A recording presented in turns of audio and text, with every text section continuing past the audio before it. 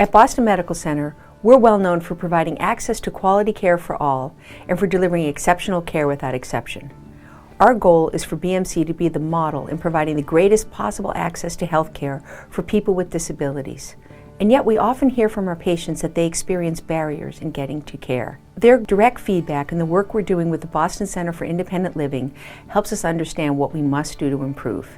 This is part of everyone's job, and we want you to have the resources you'll need to be successful. To that end, we've created this video training series in collaboration with our colleagues at the Boston Center for Independent Living. This video training is one resource to support you at better serving all of our patients with dignity and respect. In the video, you'll see what it's like for patients with disabilities, in their own words, and learn ways we can all enhance our patients' experience and ensure that every patient receives the care they need in the most respectful and accessible way. Thank you for everything you do every day to provide exceptional care without exception. Hi, my name is Sergio, and I will be presenting this important training to you today. I speak to you as an advocate of people with disabilities, a board member of Boston Center for Independent Living, BCIL, and most importantly as an individual who receives their care at BMC. We will take a look at different experiences people with disabilities have had in receiving their care, and give you some insight into ways to optimize the patient experience for individuals with disabilities. Before we get into the real stories, and how staff optimizes an experience for a patient with a disability, you should have a general understanding of disability and the barriers many experience in obtaining care. My colleague from BCIL will explain how disability is defined and introduce you to the medical and social models. Disability is a universal experience that affects nearly everyone, without exception, at some time in their lives. In fact, a recent study says that 1 in 5 people have or will have a disability at some time in their life. Disability varies in severity as well as visibility. It's likely that you've met individuals with disabilities and either didn't notice or couldn't easily identify the disabling conditions. The Americans with Disabilities Act, or ADA, defines disability as a mental and/or physical impairment that has an effect on an individual's ability to carry out major life activities. This impairment must be substantial, adverse, and long-term. Under the ADA, hospitals are considered places of public accommodation that are required to provide equal access to services and goods to persons with disabilities. Depending on who you ask, you may hear explanations of disability as it relates to a medical model or a social model. The medical model sees disability in clinical terms, with a focus on finding a cure for an individual's impairment or primary disabling condition. Oftentimes, this sends a negative message that disabled people's impairments prevent them from participating in society. The social model takes a different stance, pointing to society as the cause of disabilities. Through the social model, disability is not seen as an individual's impairment, but instead the result of an individual difference challenged by an inaccessible environment. Barriers exist as a result of society excluding and overlooking the group by not considering changes to processes or a need for ramps, elevators, accessible equipment, and inclusive as well as effective communication. The extent to which a person is disabled will decrease significantly as designs to processes and environments are structured to accommodate needs. Adding a sensor to make a door accessible, using a sign language interpreter, or ordering the right equipment are ways to decrease the extent to which an individual is disabled. We will introduce you to real profiles of people with disabilities, and take a look at examples from Barbara, Kim, Sean, and myself. You may have already become familiar with disability types from previous personal or clinical experiences. Remember to avoid a one-size-fits-all plan of care, and be flexible when situations call for slight changes in your everyday workflow. Each person with a disability has varying levels of independence, various support structures of social workers, personal care attendants, and family members, and varying methods of communication. Barbara is an individual with quadriplegia. She uses an auxiliary aid to amplify her voice and has a PCA, or personal care attendant, to assist with daily activities. I use the ride for transportation to get to activities as well as for scheduled appointments with my healthcare providers. It is important I know how long my appointments is going to last so that my transportation can be here to pick me up when I'm done. I understand that appointments can take longer, but it would be nice if the staff would inform me of delays or suggest I may need to change the time I can pick up. As an individual with quadriplegia, Barbara is considered as having a physical disability. The important lesson is that even though Barbara uses a mobility aid and has a PCA, Barbara is very independent when it comes to making healthcare decisions. No thanks, I already took care of it with my PCA. I like having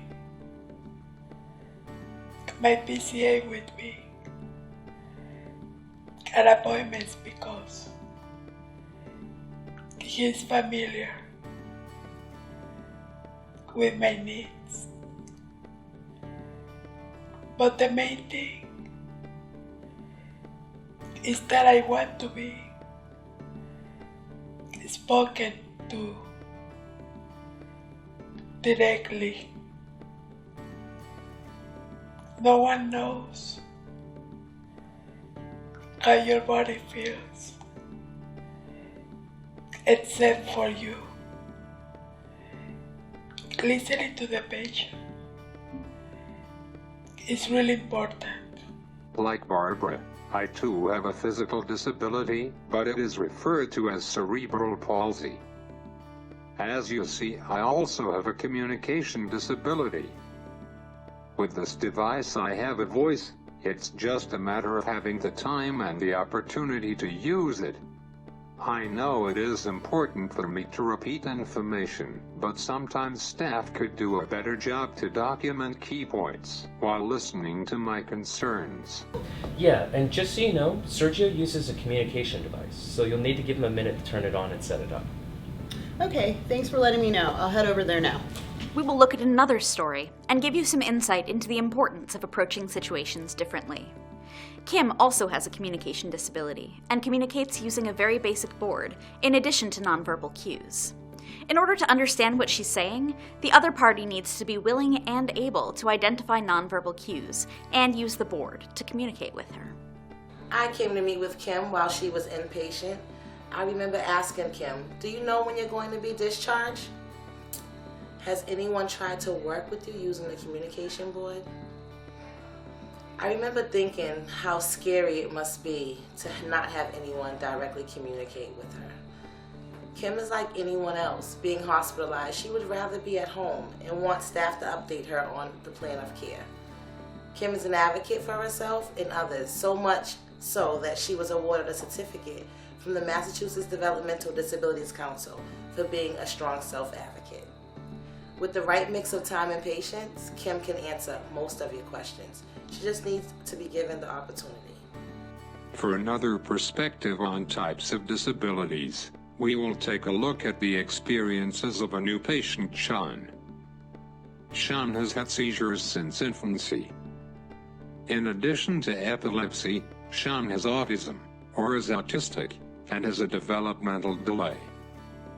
When it comes to making complex health decisions, Sean relies heavily on the support of his parents. I couldn't run because I had nothing in my side. Yeah. And here we go. That's why I feel sad. While no two disabilities are the same, and people may have a range of disability types, people with disabilities will be confronted by many of the same barriers in receiving their medical care. I feel like I'm getting incomplete exam, if the right lift and scalp were available, I could have been lifted and waited. It would be naive. Staff prepared for me when I come. Additional complications can result if healthcare needs are not identified and treated promptly. These complications include unwanted weight gain, chronic pain, urinary tract infections, excessive fatigue, respiratory infections, depression, and social isolation. These are just some health problems that can occur as a result of not receiving appropriate health care. Ensuring early and frequent checkups can reduce the risk of additional complications. In order for this to happen, each member of the care team needs to do their part to eliminate barriers and communicate information about unique patient needs.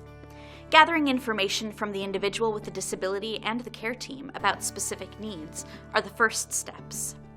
There are different types of disabilities: physical, communication, sensory, intellectual or developmental, and mental health or psychiatric. Knowing these will help inform the situation, but the individual with a disability remains the final authority on their own experience and should be included in the care process. No matter what combinations of disabilities exist, and whether or not there is support from a personal care attendant, social worker, family, or friends, the individual with a disability should always be included. As Barbara said, no one knows how your body feels except for you. While these real patient examples serve as a brief introduction to disabilities and barriers, it is by no means a complete list. Varying approaches must be taken on a case-by-case basis. Remember to always include the individual and communicate information about unique needs to the care team. Each of these areas strongly impacts how a person feels about the care they are receiving. Often negative experiences can cause people to avoid care in the future. For people with disabilities, any barriers to accessing care aggravate an already increased risk for additional complications or conditions. Well, at least things are better now. Are they?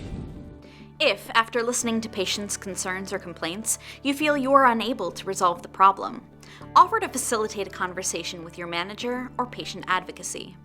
Unfortunately, many patients, families, and visitors who are not satisfied with the care they receive do not feel comfortable making their concerns known. Empowering them and assisting when appropriate displays a positive attitude and tells them their opinion matters. If you feel you are unable to ensure equal services, or if you have ideas for how to improve access, reach out to the Accessibility Committee for further support. Whether it's coordinating extra time for an appointment, timely completion of an authorization or a referral, or even following up to make sure a patient has received their meds. Each of you plays a part in ensuring patients with disabilities get the proper access to care.